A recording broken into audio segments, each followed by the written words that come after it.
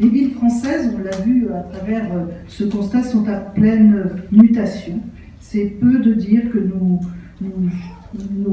modes de vie, nos attentes ont été modifiées. Et je pourrais là parler du numérique qui investit notre quotidien, et c'est après tout une bonne chose. On fonctionne tous avec nos smartphones, avec nos tablettes, mais il bouleverse en même temps nos habitudes, nos modes de consommation, mais également nos commerçants. Il n'est pas toujours évident d'apporter des réponses à des phénomènes souvent très rapides. Et je constate, que les smart cities, par exemple, les villes connectées, restent encore le privilège d'un petit nombre.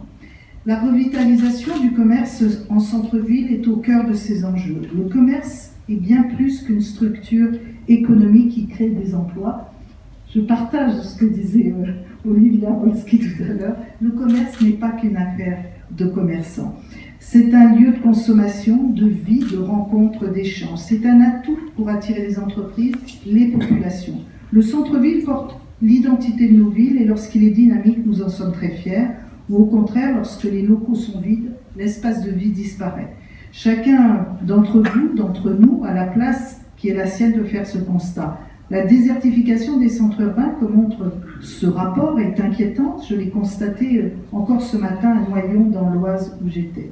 Il n'est plus possible de continuer. Alors en février, avec Jean-Michel Bellé et Emmanuel Cos, nous avons fait le choix de lancer ce rapport et de reconnaître. Nous avons demandé à ce que, en fait, toute la lumière soit faite sur ce phénomène, d'assumer notre part de responsabilité, mais surtout de comprendre pourquoi, depuis 15 ans, nos centres-villes ont régulièrement perdu des commerçants et aujourd'hui, c'est en moyenne un local commercial sur 10 qui est inoccupé, avec des différences, on l'a vu tout à l'heure. Que nous dites-vous? Que nous dit ce rapport? La vacance commerciale n'est pas la cause, mais la symptôme, en fait, de mots plus profonds et diffus des centres-villes. L'environnement urbain, par exemple, qui a une forte influence sur l'attractivité d'un centre-ville pour un commerçant, je pense à des logements dégradés ou à des difficultés d'accès ou de parking, des livraisons de marchandises qui sont toujours possibles, mais dans quelles conditions? Il y a aussi, c'est vrai, la précarité d'un territoire qui peut perdre du jour au lendemain une grosse entreprise, des emplois et donc de la consommation, mais bien d'autres choses. A-t-on suffisamment anticipé ces scénarios? Si l'on compare les périphéries et les centres, ces derniers sont bien souvent les perdants. Pourquoi? Car la concurrence dans un centre est souvent forte. Il n'est pas évident pour les plus petites structures de se différencier. D'ailleurs, ne doit-on pas les accompagner pour mieux cohabiter?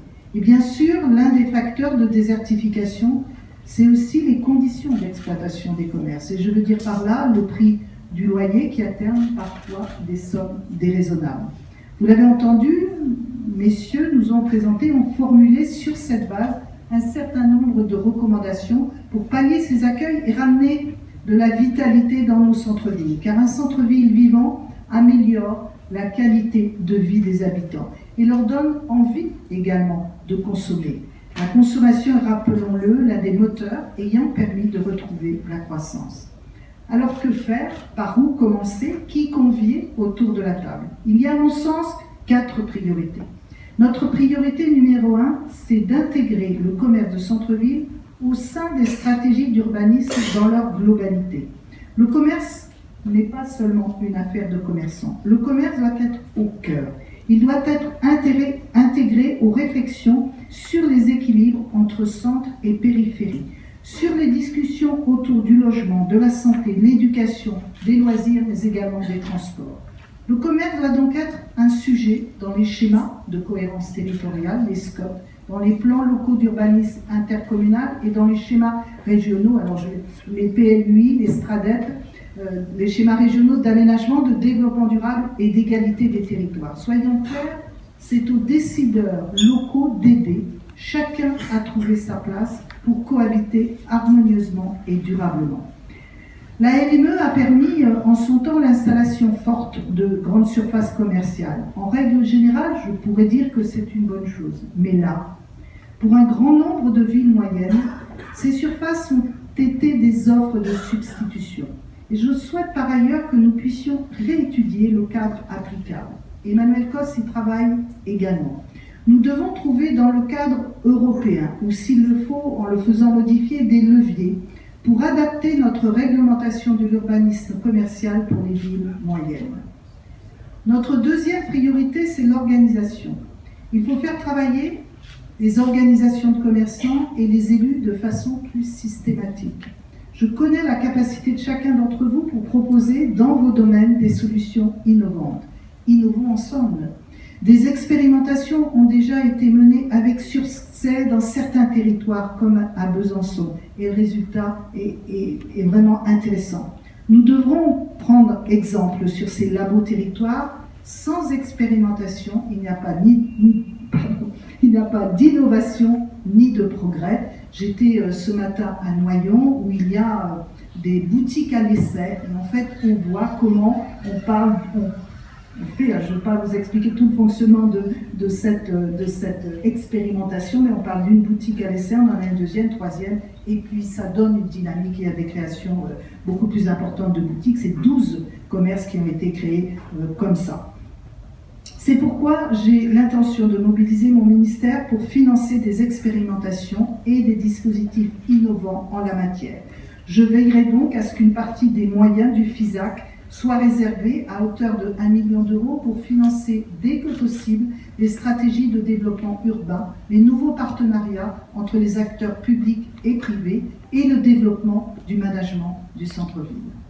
J'encourage par ailleurs les expérimentations de revitalisation qui ont déjà été lancées. Je pense par exemple au partenariat centre-ville de demain entre la Caisse des dépôts et l'Association des maires de France. C'est un bon exemple pour comprendre l'approche globale que nous devons avoir pour traiter la désertification des centres-villes. Dans ce cas précis, il s'agit de concilier, mais vous l'avez expliqué, le foncier, l'amélioration de l'habitat en centre-ville, la reconquête de l'immobilier commercial et l'aménagement de l'espace urbain, et c'est un véritable défi. La troisième priorité, c'est la mise en relation.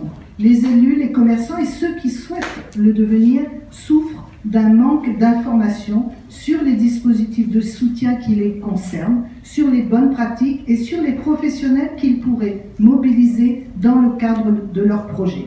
Cet isolement est souvent nuisible. Pour y remédier, je souhaite la mise en place, mais nous pouvons y travailler ensemble, un site dédié à ces acteurs où ils pourraient échanger, on le voit fréquemment, sur les bonnes pratiques, retrouver des informations et tous les contacts dont ils ont besoin. Il est fréquent, mais nous le connaissons dans toutes nos politiques, qu'il y a un éparpillement des solutions et qu'on a besoin d'avoir cette cohérence globale. Je sais que certaines fédérations ici présentes y ont déjà travaillé. Nous établirons de façon concertée un référentiel qui permette à ces managers de centre-ville, d'être reconnus et financés. Le métier de manager de centre-ville gagnerait à être plus visible et ses compétences mieux définies. Les experts de l'ingénierie des centres-villes dégradés doivent être eux aussi mieux organisés entre eux. Je pense aux opérateurs dont la compétence est reconnue, comme l'Établissement public national d'aménagement et de restructuration des espaces commerciaux et artisanaux, l'Agence pour la rénovation urbaine, la Caisse des dépôts et tous les établissements publics locaux. Il est important que cette expertise soit développée au service des organisations qui portent les projets de revitalisation commerciale des centres-villes. Enfin, la quatrième priorité est d'accélérer la transition numérique du petit commerce. L'avenir du centre-ville passera par le numérique. Nous accompagnons déjà les PME dans ce défi depuis 2012, mais nous devons aller encore plus loin pour faire du centre-ville le champion du e-commerce de proximité. En juillet dernier, le Conseil national du numérique a établi, à notre demande, un diagnostic sur la situation des TPE et PME, dont les commerçants font partie, en matière de numérique. Le constat est clair, nos TPE sont en retard par rapport à leurs concurrentes européennes. Le Conseil national du numérique rendra public ses recommandations d'ici quelques semaines. Il faudra alors s'en inspirer pour les centres-villes. Nous devons de toute façon avancer sur deux fronts.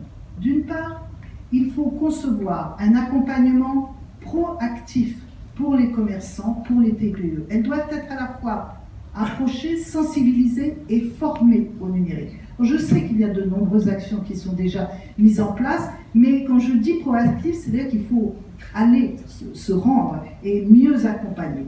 D'autre part, nous devons soutenir des solutions numériques qui sont adaptées aux besoins des commerçants de proximité. Je veux dire des solutions qui soient financièrement accessibles. Je pense à des plateformes mutualisées, à des solutions logistiques partagées ou bien un local dans un certain nombre de cas. C'est en accompagnant les commerces de proximité dans cette voie qu'ils pourront repenser leur pas de porte, leur marketing et même leurs services. La réalisation et le succès de ces priorités ne dépend maintenant que d'une chose, notre capacité à travailler ensemble et à définir des objectifs collectifs. Je veux dire à tous les échelons. C'est d'ailleurs la force de ce rapport. Il traite le problème non pas sous un angle purement commercial ou administratif, mais dans toutes ses dimensions. La feuille de route que nous suivrons ces prochains mois aura donc deux priorités. D'abord, changer la perception des acteurs sur les facteurs de réussite et les difficultés. Ensuite, de se coordonner et de fédérer. Bien entendu, certaines actions pourraient être menées dès maintenant, d'autres sur le long terme. À court terme, prochain rendez-vous est la commission de concertation du commerce fin novembre. Une thématique sera consacrée au centre-ville pour proposer et suivre les actions dans ce domaine. Un autre rendez-vous sera organisé début 2017 sous forme d'états généraux qui réunira acteurs publics et privés du développement des centres-villes. Mesdames et messieurs, l'enjeu du commerce de centre-ville est avant tout celui de la qualité de vie de nos concitoyens. C'est le bon vivre ensemble, c'est une question de volonté à condition qu'elle soit partagée par tous. Et je compte sur chacun d'entre vous pour travailler dans cette voie. Je vous remercie.